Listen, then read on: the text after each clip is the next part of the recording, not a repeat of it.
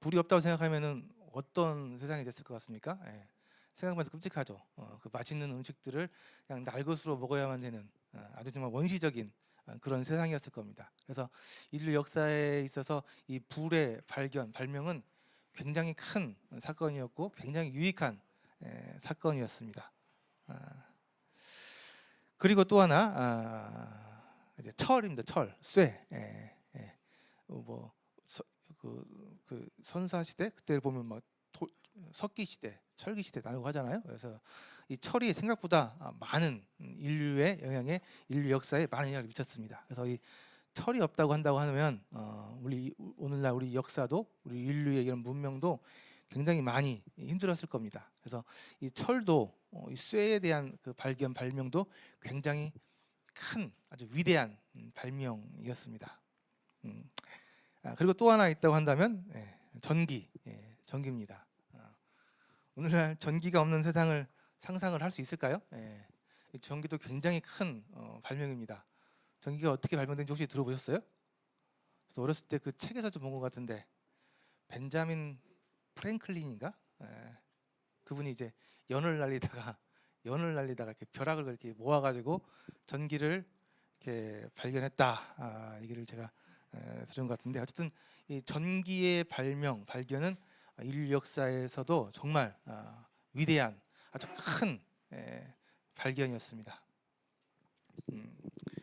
이러한 일들이 우리 인류의 역사를 또 우리 인류의 삶을 얼마나 풍요하게 또 많은 발전을 이뤘는지 우리가 잘 조금만 생각해 보면 알 수 있습니다. 그렇죠? 근데 이제 오늘 좀 중요하게 생각해야 될 것은 더 큰 발명이 있었는데 그것은 문자에 대한 발명입니다. 문자.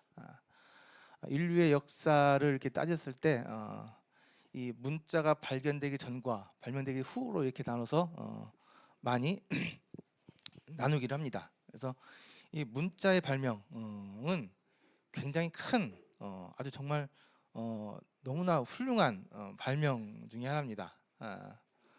문자. 여기 지금 혹시 글자 모르시는 분 계신가요? 없으시죠? 우리나라가 참 대단한 나라입니다. 문맹률이 최고 낮은 어지간하면 다들 이렇게 읽고 쓰는 것에 대해서는 가능한 그런 나라입니다. 문자. 근데 문자 별로 안 좋아하죠. 문자가 이렇게 많이 들어가 있는 책은 생각보다 이렇게 읽기 좀 힘들어하는 그런 경향도 있습니다. 이게 이제 오늘날 우리 한국 교육 현실인 것 같은데 너무 어렸을 때부터 책을 읽으라고 이렇게 강요하다 보니까 나도 모르게 이게 책에서 이제 문자에 대해서 반감이 좀 생기는 것도 사실인 것 같습니다. 저도 그랬던 것 같아요. 저도 보면 어렸을 때 우리 부모님께서 공부 좀 하라고 열심히 하라고 그래가지고 책은 안 읽고 그림책을 많이 봤죠. 다행히 그림책에도 문자가 있었습니다. 그래서 그림책을 또 많이 보니까 문자 읽는 그 능력들이 개발이 되긴 하더라고요. 그래서 저도 이렇게 본의 아니게 이게 그림책들을 많이 보긴 했는데 어쨌든 이 문자의 발견은 인류의 역사에서 굉장히 큰 아주 획기적인 발견입니다. 문자가 없다고 생각해 보십시오. 문자가 없다고 생각하시면 정말 끔찍한데요. 문자는 우리 인간들로 하여금 시간과 공간을 초월하게 합니다. 무슨 말인지 이해되세요? 이 문자는 사람들이 시간을 초월하게 해요. 공간을 초월하게 합니다. 제가 오늘 있었던 일을 일기를 써서 남기면은 그 문자로 남긴 그 일기는 몇백 년, 몇천 년을 갑니다. 시간을 초월하는 거예요. 그죠? 그래서 이 문자는 인류 역사에 있어서 시간을 초월하는, 시간을 극복하는 발명품이었습니다. 또 하나, 이 문자는 공간도 초월해요. 제가 편지를 써서 이메일을 써가지고 프랑스에 있는 친구에게 보내잖아요. 그러면 제 생각이 그 멀리 떨어져 있는 프랑스에 있는 친구, 그 공간까지 초월해서 전달되는 거예요. 그렇죠. 그래서 이 문자의 발견은 인간의 이 시간과 공간을 극복하는 굉장히 놀라운 아주 획기적인 그런 발견입니다. 자, 대단하죠? 예. 그러니까 이 책이라는 게 얼마나 대단한 발명품인지 아시겠어요? 예. 우리는 너무 이 책을 쉽게 생각하는데 이 책이라는 게 굉장한 겁니다, 사실. 그래서 이 문자가 발견된 이후로 사람들은 자신의 삶 가운데서 있었던 일, 또 알게 된 것, 개발된 것 이런 것들을 다 문자로 남겨서 이것들이 차근차근 쌓이게 했습니다. 그래서 이 지식이 사라지지 않고 이 인류의 역사나 여러 경험들, 중요한 자료들이 사라지지 않고 대를 이어서 쭉 이어질 수 있게 만든 게 이 문자의 발견입니다. 대단한 거죠. 이 책은 정말 대단한 겁니다. 나중에 이제 이 문자가 좀 더 발전할 수 있게 이제 인쇄술이 발전하면서 사람이 직접 손을 쓰지 않고 이제 기계로 막 찍어내면서 아주 이제 대중화의 역할을 하게 됐는데 어쨌든 이 문자의 발견은 굉장한 발명입니다. 자, 그래서 우리는 이 책에 대한 반감이 있는데 어쨌든 책은 굉장히 대단한 발명품이다, 대단한 거다라는 것입니다. 그래서 오늘날 굉장히 많은 책들이 있죠. 책이 정말 많습니다. 책을 얼마나 읽고 계신지는 모르겠지만 각자 인생에 자기에게 중요했던 책들이 아마 있으실 거예요. 제가 학생 때보다 요즘에 나이를 먹어서 책을 더 많이 읽습니다. 학생 때는 이제 그 타이에 의한 하다 보니까 억지로 이렇게 읽었는데 이제 좀 나이를 좀 먹고 나서는 제가 필요해서 이제 찾아서 돈을 주고 사가지고 열심히 읽고 있습니다.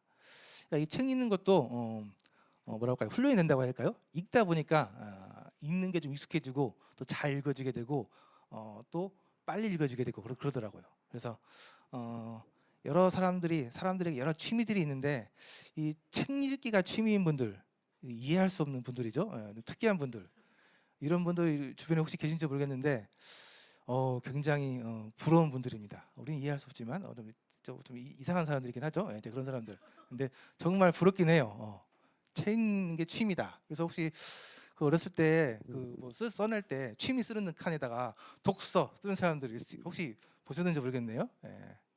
저는 몇 번 봤는데 별로 책 안 읽는데 그냥 독서라고 쓰더라고요. 보통 이제 여학생들이 많이 그랬던 것 같아요. 여학생들이 취미 독서. 그래서 저는 이제 독서는 아닌 것 같고 취미 써내라고 하면은 보통 청소. 그래서 청소를 제가 써내고 있었습니다. 그래서 제가 청소를 좋아하는 건 아닌데 그 먼지 그런 걸 싫어해가지고 어쩔 수 없이 막 불평하면서 합니다. 그래서 또 할 때 깔끔하게 해요. 이 조금의 먼지 이걸 제가 참지를 못해서 깔끔하게 해서요. 제가 결혼해서 가장 힘든 것 중에 하나가 그거였습니다. 청소 좀 잘했으면 좋겠는데 깔끔하게 안 해서 제가 그냥 제가 해야 되는 제가 또 해야 되는 그런 안타까운 일이 있었는데 뭐 제가 제 할 일은 제가 해야죠. 어쨌든 얘기가 좀 빗나갔는데 오늘은 이 책에 대한 이야기입니다. 책에 대한 내용인데요. 자, 세상에서 정말 가장 중요한 책이 있습니다. 오늘 이 책에 대해서도 소개를 좀 드리려고 합니다. 정말 많은 책들이 있는데 아주 정말 세상에서 가장 중요한 책, 제가 좀 살아보니까 좀 알아보니까 책을 좀 읽어보니까 정말 세상에서 가장 중요한 책, 이 책이 무슨 책인지 알겠습니다. 세상에서 정말 중요한 책, 딱 모든 책들이 타는데 딱 한 권만 남겨야 된다라고 한다면 저는 주저없이 이 책이 남아야 한다고 생각합니다. 그래서 제가 옛날에 영화를 한참 보던 시기 때 이 성경책에 관한 책을 본 적이 있었습니다. 그 이제 인류가 멸망했는데 인류가 멸망한 것 중에서 남겨야 되는 굉장히 큰 유산 중에 하나가 이 책이었어요. 그래서 어떤 사람이 이 책을 목숨 걸고 지켜서 어디로 옮기는데 나중에 알고 보면 그 책이 성경책이더라고요. 하고 신기하다. 그래서 어떤 책이 있는데 책은 이 책 제가에게도 가장 중요한 책입니다. 오늘은 왜 이 책이 세상에서 가장 중요한 책인지, 우리 인생에서 왜 가장 중요한 책이 왜 이 책인지 좀 설명을 좀 드리려고 합니다. 그래서 제가 옛날에는 이 설명을 좀 막 깊이 들어가서 설명을 했는데 다 좋으시더라고요. 그래서 오늘은 깊이 안 들어가고 가볍게 말씀을 드리겠습니다. 자, 결론부터 말씀드리면요, 이 책이 세상에서 가장 중요한 책인 이유는 이 책이 하나님의 말씀이기 때문에 그렇습니다. 책은 책마다 쓴 사람이 있습니다. 저자라고 하는데요. 쓴 사람들이 있는데 유일하게 사람이 아닌 다른 존재가 쓴 책이 있는데 그 책이 이 성경 책입니다. 그러니까 이 책은 저자가 사람이 아니에요. 저자가 사람이 아니고 여기 나와 있는 것처럼 성경은 하나님의 말씀, 그러니까 하나님이 이 책을 쓰셨다는 겁니다. 그러니까 이 책은 정말 좀 특별하죠. 정말 특별합니다. 근데 이제 사람들은 이걸 못 믿는 거죠. 이게 왜 하나님의 말씀이냐? 이게 왜 하나님이 이 책을 썼다고 하는 거냐? 그래서 이것에 대해서 설명하기 위해서 많은 이야기들을 하게 되는데 네, 이것도 말씀드리겠지만 우리가 논리적으로 이성적으로 이해할 수 있는 영역은 아니고 왜 그러냐면 이 책 자체가 논리적인 영역, 눈에 보이는 과학적인 현상적인 것들의 내용이 아니고 영적인 영역, 눈에 안 보이는 이 눈에 보이는 세상 위에 초월에 관련된 세상에 대한 얘기를 담고 있기 때문에 이걸 이성적으로 이해하는 것은 불가능합니다. 그래서 이것을 좀 영적으로 좀 받아들이시고 접근하셔야 이게 하나님의 말씀이 맞구나, 성경책이 하나님이 쓰신 책이 맞구나라고 좀 이해가 되실 수 있어요. 근데 이해라기보다는 받아들이는 거죠. 우리는 성경책 믿음이라고 얘기하는데 이게 하나님의 말씀이라는 거에 대한 믿음이 생긴다는 겁니다. 믿음이 온다는 거예요. 믿음이 우리에게 주어진다는 겁니다. 자, 일단 이 성경책 안에서 얘기하고 있는데요. 디모데후서 3장에 보니까 또 어려서부터 성경을 알았나니, 자기 보면 어려서부터 성경을 알았다고 나와 있는데 어려서부터 성경을 알았다. 혹시 여기에 어린 분들 계시는지 모르겠는데 어린 분들은 정말 너무나 큰 복입니다. 어렸을 때부터 성경을 알았다. 이거는 제가 생각해도 놀라운 복입니다. 제가 솔직히 말씀드리는데요, 제가 어려서부터 성경을 몰랐다고 한다면 저는 절대 성경을 믿을 수 없는 사람이에요. 저는 어렸을 때부터 성경을 알았기 때문에, 어렸을 때부터 성경을 들었기 때문에 성경을 이해하고 성경을 믿을 수 있었지, 제가 적어도 사춘기가 지나서 고등학생, 대학생 때 성경을 처음 알았다고 한다면 저는 아마 성경을 못 믿었을 것 같아요. 이미 사고 자체가 이성적으로, 합리적으로, 과학적으로 생각하는 거기에 너무 익숙해져 버려가지고 한쪽으로 이렇게 치우쳐진 거죠. 저는 이 영적인 영역인 이 성경의 내용들을 아마 이렇게 이해하거나 받아들이지 못했을 것 같습니다. 다행히 하나님께서 저를 불쌍히 여기셔가지고 어렸을 때부터 성경을 듣게 하셨고 알게 하셔가지고 저는 성경에 대해서 오해하지 않고 성경을 믿을 수 있었던 것 같습니다. 자, 성경을 알았나니 성경은 능히 너로 하여금 그리스도 예수 안에 있는 믿음으로 말미암아. 자, 믿음으로 말미암아. 성경은 믿음으로 접근하는 겁니다. 믿음으로. 이성적으로, 합리적으로, 논리적으로 아니에요. 그걸로 접근할 수 있는 영역이 아닙니다.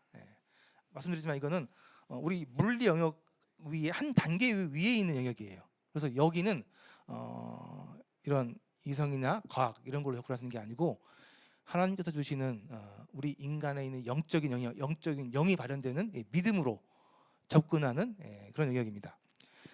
믿음으로 말미암아 구원에 이르는 지혜가 있게 하느니라. 그러니까 나중에 알게 되겠지만 이 성경은 믿음으로 말미암아서 우리가 결국 구원에 이르는, 우리 뭐 영적인 구원뿐만 아니라 우리 모든 우리 전반적인 삶의 구원이 이루어지는 그런 지혜가 있게 하는 책이다. 성경은 하나님의 감동으로 된 것이다 라고 써 있는데요, 많이 들어보셨죠? 하나님의 감동으로 됐다. 쉽게 얘기해서 하나님께서 하나님의 마음을 누구를 통해서 기록하셨다. 하나님의 마음에 있는 생각을 기록하셨다. 그래서 교훈하기도 하고 책망하기도 하고 바르게 하기도 하고 의롭게 하기도 하는 책입니다. 그래서 성경을 읽다 보게 되면은 성경으로부터 많은 교훈을 얻게 되고요, 그 교훈 가운데 우리를 책망하는 내용도 있고 우리를 바른 길로 인도하는 내용도 있고 우리를 의롭게 하게는 의로운 사람으로 만들어가는 그런 내용들을 하게 합니다. 유익하다. 그래서 이는 하나님의 사람으로 온전하게 하며 모든 선한 일을 행한 능력을 갖추게 하려 한다. 이게 성경 책이다라는 겁니다.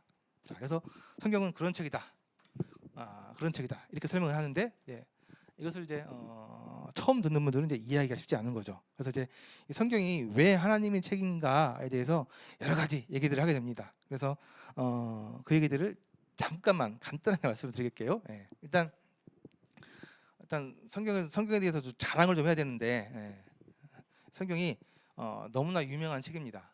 뭐 세상에서는 이제 베스트셀러라고 얘기하는데, 베스트셀러라고 하면은 굉장히 많이 팔리는, 많은 사람들이 보게 되는 책입니다. 근데 이 성경책은 베스트셀러 중에서도 베스트셀러, 온 세계에서 온 역사를 통틀어서 가장 많이 보편화되어 있는 책입니다. 그러니까 정말 흔한, 정말 많은 사람들이 많은 시대에 걸쳐서 봤던 책이 이 성경책이다. 그런데 안타깝게도 그렇게 많은 사람들이 봤음에도 불구하고 성경에 대해서는 그 이해하는 부분은 너무 좁다, 너무 겉만 알고 있다. 그게 좀 안타까운 부분이죠.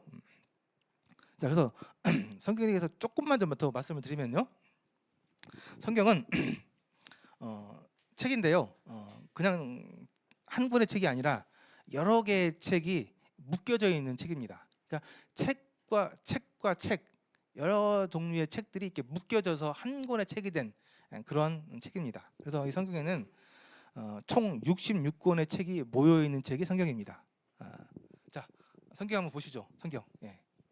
자, 이 성경이 그런 책이에요. 성경 한번 열어보시면은, 성경 열어보시면 표지를 보게 되면, 목차를 보게 되면, 구약이 있고 신약이 있습니다. 구약이 있고 신약이 있습니다. 뭐 전반 후반 나눴다고 생각하시면 되죠. 그래서 성경은 구약에 있는 책이 있고 신약에 있는 책이 있어요. 그래서 구약에는 39권의 책이 있고 신약에는 27권의 책이 있습니다. 그러니까 39권, 27권, 총 66권의 책이 하나로 모아진 책이 성경책입니다. 그래서 전반의 책을 구약책이라고 얘기하고 후반의 책을 신약책이라고 얘기해요. 자, 그분 이제 보면 이제 구약, 신약이란 말은 많이 들어보셨을 텐데, 도대체 구약이란 말은 무슨 말이고 신약이란 말은 무슨 말이냐 모르시는 분들이 있는데, 이거 정말 재밌는 말인데 그걸 모르셔가지고 제가 안타까워서 좀 말씀을 드리려고 합니다. 자, 구약은 무슨 말이죠? 옛날 약속이라는 뜻입니다. 옛날 약속. 간단하죠? 간단한 구약, 옛날 약속. 그럼 신약은 뭐겠어요? 새로운 약속. 새로운 약속, 그런 뜻입니다. 자, 그러면 조금만 더 깊이 들어가서 구약, 옛날 약속. 도대체 옛날 약속은 뭐예요? 네? 예, 감사합니다. 뭐 아시는 것 같은데, 자, 구약, 옛날 약속. 약속은 약속인데 옛날에 해주신 약속이래요. 지나간 약속이죠, 그죠? 지나간 약속이고 이미 실현된 약속. 나중에 좀 아시게 되겠지만 결국 이 약속은 뭐냐면요, 이 저자가 하나님이잖아요. 하나님께서 내가 너희들에게 구원자를 보내주겠다, 내가 너희들에게 메시아를 보내주겠다, 너희들에게 구원자를 보내주겠다고 약속하신 그 약속이 구약, 옛날 약속입니다. 무슨 말인지 가셨어요? 그래서 구약이란 말은 옛날 약속인데 그 약속은 메시아, 구원자를 보내주겠다는 약속이었습니다. 그 약속이 이루어졌어요, 안 이루어졌어요? 신약에 와서 그 약속이 이루어졌습니다. 그렇죠. 그래서 정말 그 약속대로 예수님께서 이 땅에 오셨어요. 그렇죠. 그래서 그 옛날 약속 구약이 이루어졌습니다. 이루어졌어요. 그리고 그 예수님께서 실제로 오셔서 이제 어떤 일을 하시고 다시 하늘로 돌아가셨습니다. 그렇죠? 하늘로 올라가셨어요. 그러면서 그분이 새로운 약속을 주셨습니다. 새로운 약속, 신약. 그 약속은 뭘까요? 네, 맞습니다. 내가 지금 올라가는데 금방 곧 다시 오겠다라는 약속입니다. 자, 그럼 그 약속은 이루어질까요, 안 이루어질까요? 곧 이루어집니다. 곧. 정말 곧 이루어질 것 같아요. 그래서 약속대로 오셨던 예수님께서 올라가시고 새로운 약속을 주셨는데, 그 약속은 내가 금방 곧 다시 오겠다라는 약속이었고요. 그 약속은 이제 얼마 안 남은 것 같습니다. 곧 이루어질 것 같아요. 그분이 구약 약속을 이루셨던 것처럼 다시 오실 것 같습니다. 언제인지는 정확히 알 수 없지만 금방 오실 것 같아요. 그래서 지금 우리는 오늘날 신약의 시대를 살아가고 있습니다. 성경의 역사에 봤을 때, 성경의 역사에 붙여봤을 때 우리는 신약의 역사를 살고 있는데 그 신약의 역사는 예수님께서 다시 오신다. 마라나타. 아멘 주 예수여 어서 오시옵소서. 그래서 우리 이 성경을 믿고 예수님을 믿는 우리 그리스도인들은 이 신약의 약속을 붙들고 살아갑니다. 이 신약의 약속을 기대하면서 살아가요. 구약의 약속이 이루어졌던 것처럼 신약의 약속도 곧 이루어질 것을 기대하면서 살아가요. 근데 우리는 이 약속이 이루어지면 우리에게는 정말 큰 복이지만, 근데 그 약속 안에 있지 않은 사람들은 안타깝게도 큰 불행일 수 있습니다. 자, 그래서 그 뒷 얘기들은 좀 더 나중에 말씀을 드리기로 하고요. 자, 그래서 어쨌든 구약과 신약은 그런 내용입니다. 그래서 구약 39권, 신약 27권으로 만들어져 있는 책이 이 성경책이다. 저는 지금 이 성경책이 왜 세상에서 가장 중요한 책인지 설명하고 있는 거예요. 자, 이 책은 66권의 책으로 되어 있는데 이 책의 저자는 분명히 하나님입니다. 하나님께서 감동하셔서 그분의 생각을 사람들을 통해서 이것을 기록하게 했는데요. 이것을 기록한 사람들이 기자라고 하는데 이 기자가 약 40명 정도 되는 사람입니다. 그러니까 굉장히 많은 사람들이 이 책을 쓰는데 기여한 거죠. 근데 그 40명의 되는 사람들이 직업도 참 다양합니다. 왕에서부터 시작해서 의사도 있고요. 나중에 보면 선지자들도 있고, 농부들도 있고, 어부들도 있고 많습니다. 그러니까 뭐 하나님께서 꼭 똑똑한 사람들만 이렇게 사용하셔가지고 이 책을 쓴 건 아니에요. 자, 어쨌든 40명이 넘는 그런 사람들을 통해서 이 책을 기록했습니다. 자, 그리고 이 책을 기록할 때요, 펜도 없었고 아마 종이도 없었던 것 같습니다. 그래서 여러 가지 있었는데 처음 정말 오래된 책은 돌에다가 쓴 것도 있고 뭐 양피지에다 쓴 책도 있고 그렇습니다. 그래서 여러 가지 이런 수단들을 통해서 이 책을 썼고요. 더 놀라운 것은 이 책이 뭐 3년 만에 5년 만에 쓰여진 책이 아니고요. 1600년에 걸쳐서 쓰여졌다는 겁니다. 좀 특이하죠. 보통 소설가들이 책 쓰는데 제가 보니까 많이 걸려야 뭐 4년 5년. 제가 알기로 옛날에 제가 만화책을 좀 많이 봐가지고 그 유명한 만화책 하나 있는데 그 만화책은 그 작가가 거의 뭐 20년 가까이 썼던 글을 쭉 쓰던 책이 있었습니다. 근데 결국 그 작가는 그 책을 완성하지 못하고 죽었습니다. 그러니까 굉장히 보통 이렇게 오래 쓰는 책들이 있긴 한데 이 책은 1600년에 걸쳐서 쓴 거예요. 1600년에 걸쳐서. 여러분들 생각해 보세요. 1600년이면 작은 시간이 아닙니다. 지금 감이 안 오시는 것 같은데 우리가 보통 80년 살다 죽어요. 근데 1600년 동안 이 책이 쭉 쓰여졌다는 얘기입니다. 창세기부터 요한계시록까지. 그러니까 굉장히 많은 사람들이 굉장히 오랜 시간 동안 쭉 썼던 책을 딱 집필한 게 이 책이라는 거예요.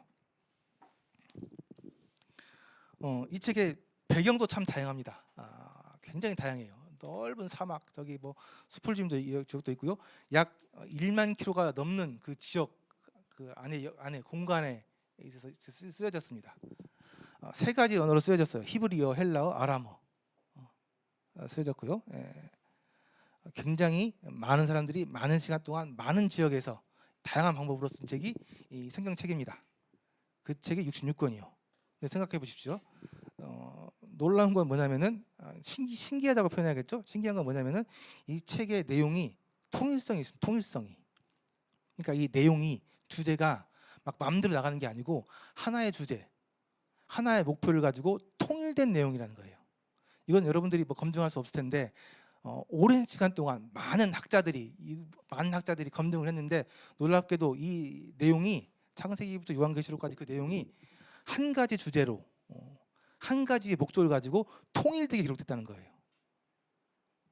이게 뭐 성경에 대해서 우리가 연구를 해봐야 검증할 수 있는 부분인데 어쨌든 우리 이제 뛰어난 분들이 검증한 결과가 그렇습니다. 제가 조금만 더 설명을 해드리면 그래서 결국 이 책은 한 가지 주제의 책인데 그 주제는 뭐냐면은 하나님의 인간을 향한 사랑 이야기라고 또 이렇게 좀 요약할 수가 있습니다. 다시 말씀드리면 이 책의 주제는 뭐냐면은 하나님의 러브 스토리. 이해되세요? 하나님의 러브 스토리. 근데 이 러브 스토리가 우리가 보고 있는 드라마나 영화처럼 이 서사가 있습니다. 서사가 시작을 해서 발전을 하게 되고 극적인 단계들이 있고 그 극적인 단계들이 해결되면서 이야기가 마무리되는 이런 서사가 있는 책이에요. 조금만 더 설명을 드리면 하나님이 이 내용이 그래요. 러브 스토리니까 얘기해요. 근데 이게 아주 상투적입니다. 똑같아요. 사랑하는 사람이 있었는데 관계가 틀어져가지고 어려운 과정을 겪고 있는데 그 과정이 잘 해결되고 해피엔딩으로 끝나는 아주 그냥 진부한 사랑 스토리. 근데 그게 이 성경의 내용이에요. 나중에 아마 이해가 되실 텐데요. 하나님이 사람을 사랑했는데 사람이 하나님을 배신하고 떠나가지고 정말 어려운 상황이었는데 이걸 해결하기 위해서 주인공이 등장을 해서 그 주인공이 극적으로 십자가 위에서 이 갈등을 해결해버리고 그리고 나중에 이게 다시 화합이 돼서 사람과 하나님과의 관계가 다시 개선되어져서 러브 스토리 마지막 해피엔딩으로 끝나는 내용. 무슨 말인지 아시겠어요? 그래서 이 책의 내용은 일관되게 통일됩니다. 하나님의 사랑 이야기예요. 그 많은 사람들이 그 많은 시간 동안 만나본 적도 없는 사람들이 이 한 가지 주제로 이야기를 썼는데 그 내용이 일관된 통일된 내용이라는 거예요. 그래서 조금만 공부를 해보신 분들, 이런 책 문학 공부해 보신 분들은 이게 거의 불가능한 얘기인 거예요. 그 오랜 시간 동안 그 많은 사람들이 이 통일된 주제를 가지고 책을 써서 만들 수 있다는 것. 그래서 결국 많은 이 성경을 연구했던 분들이 또 성경을 연구했던 분들이 내린 결론은 이 책은 각자 사람이 썼다고 보기에는 불가능하다. 어떤 한 분이 계획을 가지고 의도적으로 한 목적을 가지고 한 주제를 가지고 오랜 시간 동안 많은 사람들을 사용해서 한 가지 내용을 쓰신 내용이 이 성경책이다라고 인정하는 게 이 성경책입니다. 자, 왜 이 성경이 다양성을 가지고 있으면서 통일된 내용이라고 말씀하시는지 좀 이해가 가셨어요? 그래서 성경을 조금만 이해하고 공부해 보면은 이 성경은 이 사람이 이렇게 쓸 수는 없다. 기본적인 논리적인 분들이라고 한다면 그런 겁니다. 그래서 성경은 정말 사람이 썼다고 보기에는 어렵고 어떤 한 뛰어난 분이 오랜 시간 거쳐서 이렇게 계획적으로 썼다라고 볼 수밖에 없다라는 거였고요. 고문서 검증법, 그러니까 이제 이 책이 얼마나 신뢰할 수 있느냐라는 건데요. 과학적으로 조사를 했습니다. 이 성경책이 얼마나 오류가 없는 책이냐, 믿을 만한 책이냐라는 거죠. 검증을 해보니까 기존에 나와 있는 여러 역사 책들보다 상당히 많은 부분에 있어서 신뢰성이 있고 오류가 적고 믿을 만한 책으로 결론이 나왔습니다.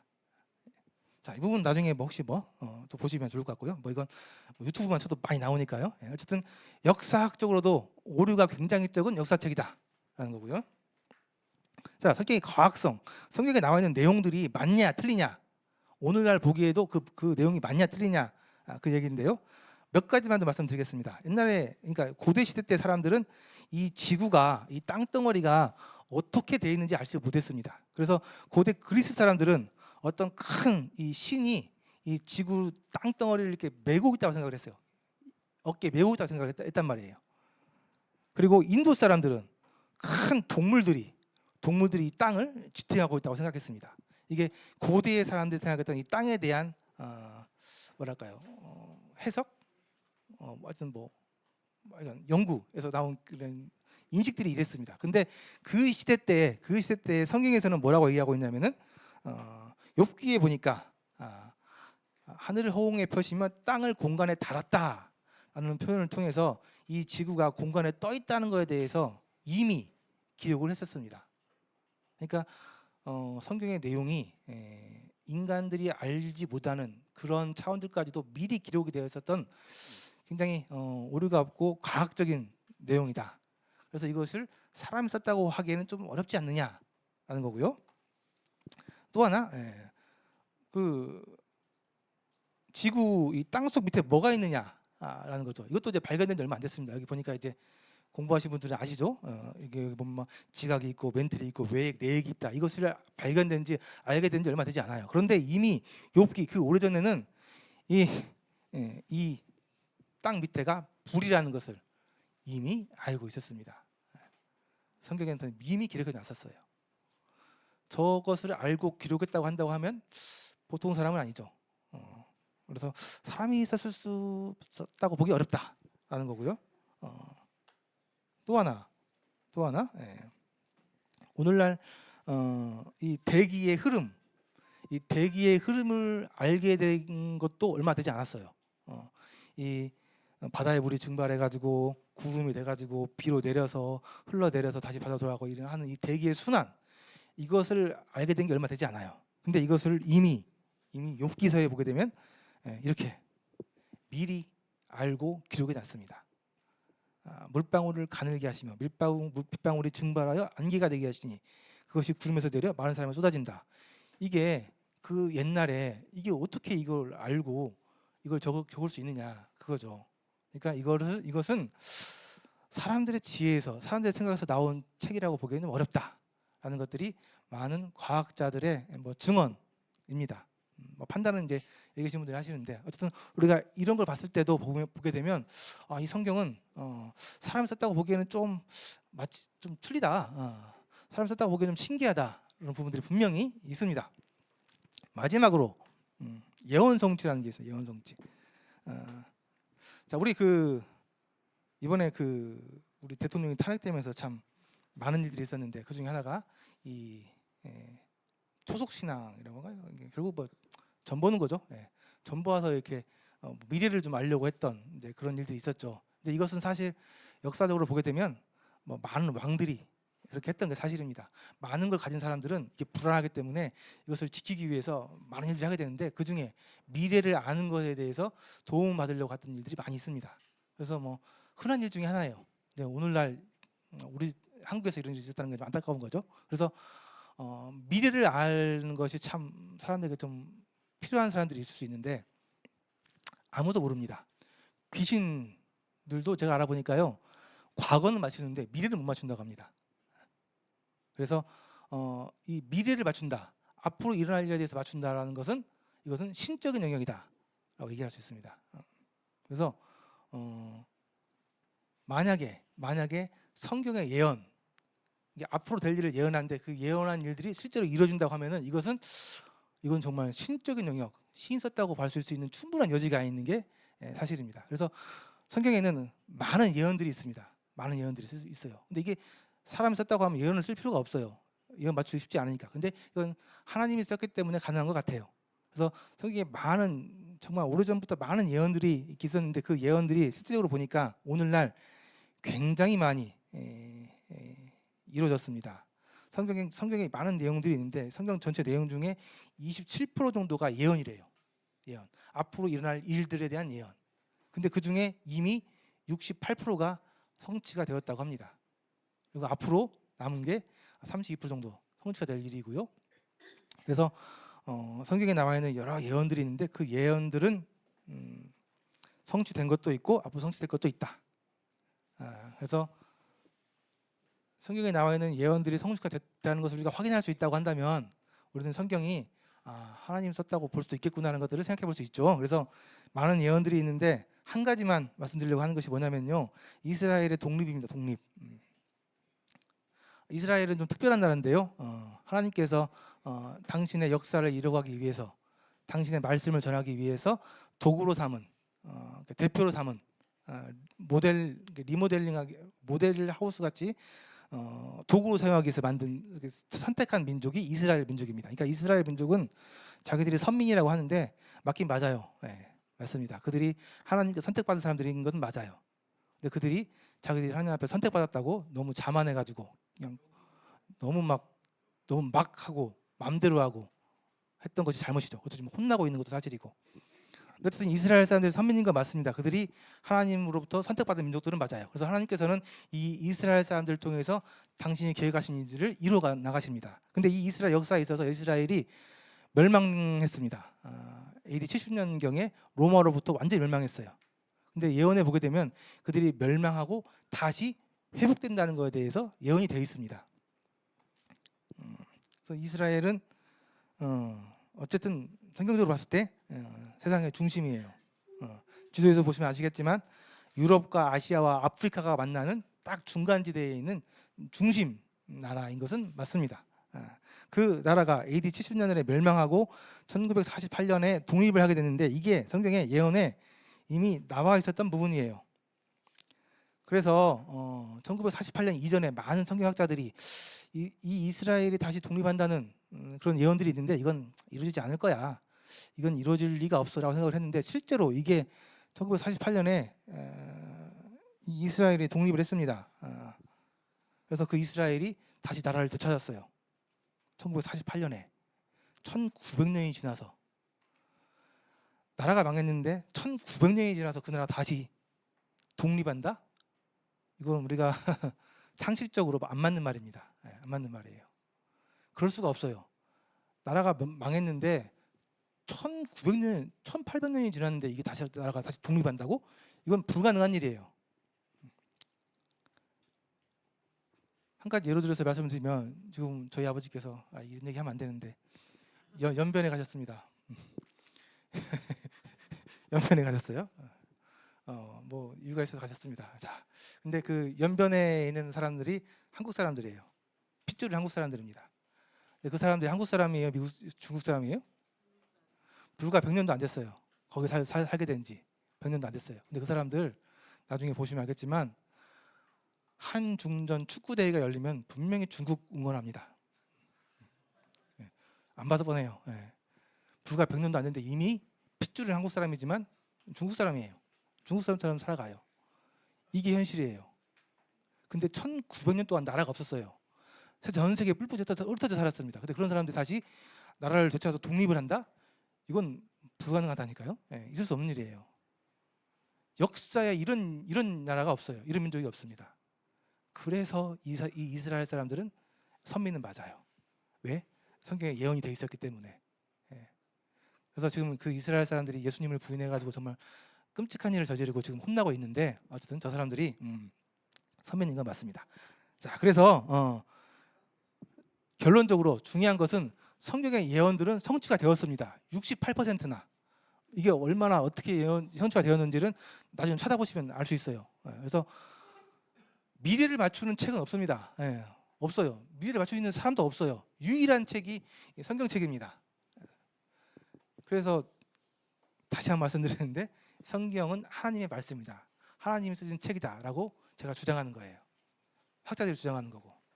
그래서 오늘 여기 계신 분들은 이 성경책이 하나님의 말씀이라는 것만 아시면 돼요. 이게 하나님이 쓰셨다는 것만 아시면 돼요. 그러면 오늘 여기 계신 분들은 연대 성경 말씀을 듣는 데 있어서 기초가 바로 닦여진 겁니다. 기초가 서진 거예요. 그래서 이 성경은 하나님의 말씀이다라는 것을 그럼에도 불구하고 이것을 정확하게 받아들일 수 있는 것은 여러분 가운데 하나님께 주신 믿음을 통해서 그런 일들이 일어날 수 있다는 거고요. 그걸 돕기 위해서 한 가지 더 좀 말씀을 드리겠습니다. 유명한 사람이죠. 조혜련 씨라고 합니다. 이분이 요즘 기독교 방송에 정말 많이 나옵니다. 그래서 이분의 간증을 좀 잠깐 제가 갖고 왔어요. 제가 잘 읽어드리겠습니다. 자, 이분의 간증이에요. 방송인으로 33년간 한 길을 묵묵히 걸어온 그 역시 청년 시절에는 인정받고 싶은 욕구로 가득했다고 회상했다. 지금 조 집사님이신가 봐요. 조 집사는 매일 폭탄주를 마시고 담배를 피우며 독수를 내뱉었다. 머릿속엔 늘 악한 생각들로 가득 차 있었다고 고백했다. 아들을 원했던 어머니는 제가 태어나자 죽기 바라며 뒤로 엎어놨어요. 사랑받지 못한 환경에서 자라다 보니 남들에게 인정받기 위해 더 열심히 살았어요. 대학교도 혼자 학비를 벌며 다녀야 했죠. 개그맨 시험에 떨어진 뒤엔 상실감에 학교를 휴학하고 집을 나와 과자 공장에서 일했습니다. 12시간 동안 서서 일하는 공장 일은 고되고 위험했습니다. 어느 날 TV에서 봉숭아 학당을 보면서 동료들이 웃는 모습을 본 그는 웃음을 주는 사람이 되자고 결심했다고 합니다. 그래서 8개월 만에 공장을 나와서 한양대 영화과에 복학하게 되고 개그맨 시험에 합격해서 대한민국을 대표하는 예능인이 됐습니다. 잘 아시죠? 이분이 얼마나 유명했던 분인지. 요즘 이분 TV 잘 안 나오죠? 이분 보니까요, 활동하면서 보이는 그의 발언과 행동은 종종 대중의 질타를 받거나 오해를 사기도 했다. 그러니까 이분이 했던 발언들 중에 좀 대중들한테 좀 이렇게 질타를 받은 일이 있었어요. 우울증과 무기력증에 빠지며 삶의 의욕을 잃었다. 유명세와 돈, 인기가 행복을 가져다 줄 거라고 믿었지만 그는 목표를 이루고 최고의 순간을 맞았을 때 깊은 허무감이 찾아왔다고 말했다. 많은 사람들이 이런 일들을 경험하게 됩니다. 삶의 목표를 갖고 목적을 가지고 치열하게 살다가 그 목표를 이루게 됐을 때 찾아오는 허무감. 많은 사람들이 이 일을 경험해요. 특히 자기 목표를 이룬 사람들이. 자괴감과 두려움 앞에 인생은 무엇이고 어떻게 사는 것이 맞는 것인가? 그때서야 내가 이룬 목표가 이게 내가 정말 원했던 거야? 라는 그런 자괴감이 들 때서야, 그때서야 인생은 무엇이고 어떻게 사는 것이 맞는 것인가에 대한 고민을 갖게 됩니다. 근데 이건 정말 훌륭한 고민입니다. 훌륭한 고민이에요. 인생은 무엇이지? 나는 뭘 위해 살아왔지? 내가 이렇게 사는 것이 맞나? 이런 고민이 든다는 거예요. 그런 고민 때 사람들이 많은 사람들이 다른 것들을 찾게 되고 그것들 사람들이 접하게 되는 것이 종교입니다. 종교. 눈에 보이는 이 땅에 이게 다가 아닌 것 같아. 뭐가 있어야 될 것 같아. 이게 없다고 한다면 너무 삶이 허무해. 그래서 종교를 찾게 되는데요. 안타깝게도 그 종교들 중에도 바른 길을 제시하는 종교가 있는가 하면 소위 잘못된 그런 사입이라고 얘기하죠. 그런 종교들도 많이 있습니다.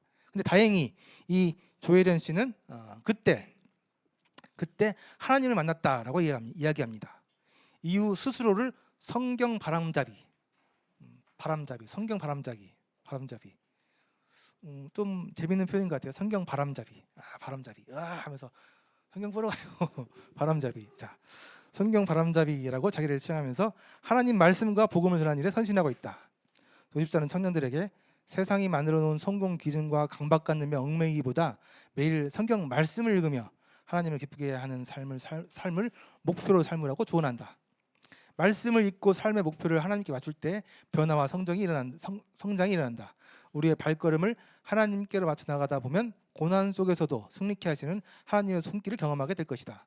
세상 속에서 복의 근원이 되는 자녀들이 되기를 기도한다. 라고 하면서 이분이 얘기하고 있는 것이 성경 말씀을 읽고 목표를 하나님께 맞추게 될 때 변화. 인생이 무엇인가? 어떻게 사는 것이 잘 사는 것인가? 어떻게 사는 것이 바른 삶인가? 어떻게 사는 것이 행복한 삶인가? 어떻게 사는 것이 진짜 행복한 성공한 삶인가에 대한 그런 해답을 찾게 된다는 겁니다. 이런 분들이 너무나 많아요. 너무나 많습니다. 그리고 이런 분들이 하나같이 얘기하고 있는 것이 성경책에 해답이 있더라. 성경책에 진리가 있더라. 성경책에 행복이 있더라. 왜?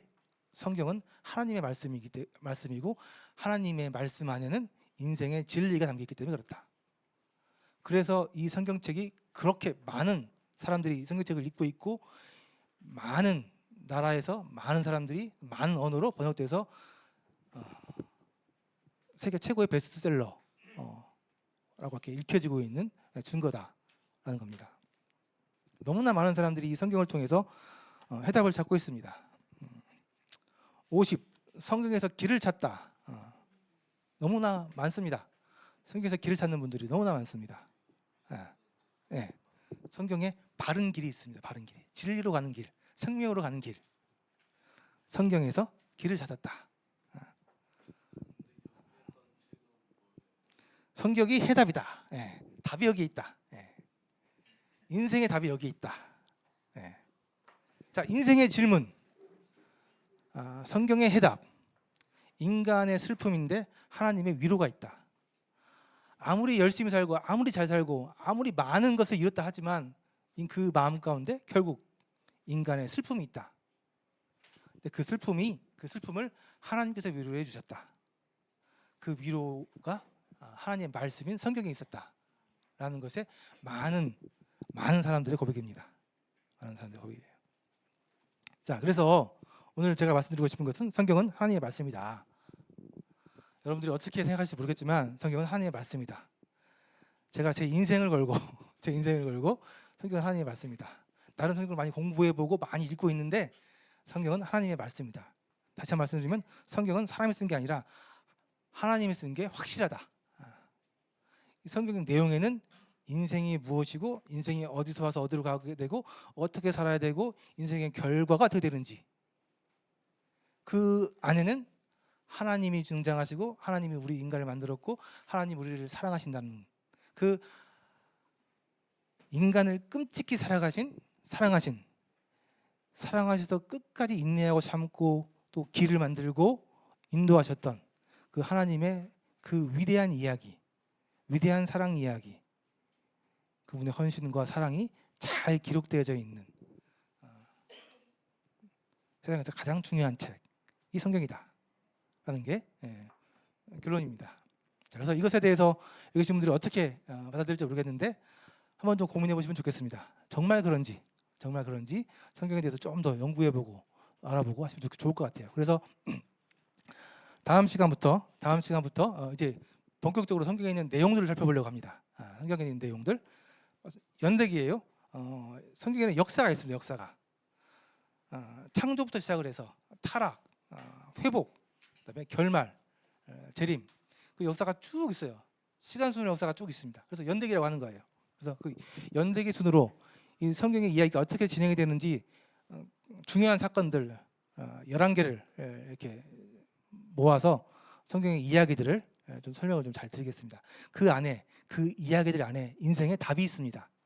인생의 진리가 있고 인생의 해답이 있고 우리 사람의 행복 그 이야기 속에 그 귀한 것들이 들어 있습니다. 그래서 그 귀한 우리에게 꼭 필요한 이 생명 진리를 이 말씀들 속에서 그 이야기 속에서 꼭 찾고 받아들일 수 있기를 제가 바랍니다. 그래서 저희가 이 시간에 이렇게 이 시간들을 이렇게 준비를 하고 모셔서 말씀을 듣고 있습니다. 자, 제가 압니다. 1시간 동안 말씀 듣는 게 쉽지 않은 건 제가 알아요. 그러나 여러분 인생에서 정말 중요한 가장 중요한 일이라고 감히 말씀드릴 수 있습니다. 시간을 좀 내시고 좀 집중하시고 좀 마음을 모아서 이 하나님의 말씀, 하나님께서 제시하신 보여주신 그분의 사랑, 그분의 해답, 진리가 무엇인지 꼭 찾아내고 발견하고 얻을 수 있기를 자 간절히 바라고 소원하겠습니다. 자, 그러면 다시 한번 마지막으로 성경은 하나님의 말씀이다. 이것에 대해서 꼭 좀 기억해 주시면 감사하겠고요. 다음 시간에는 하나님 창조에 대한 말씀을 이야기하겠습니다. 이야기의 출발이죠. 창조에 대한 이야기를 드리도록 하겠습니다.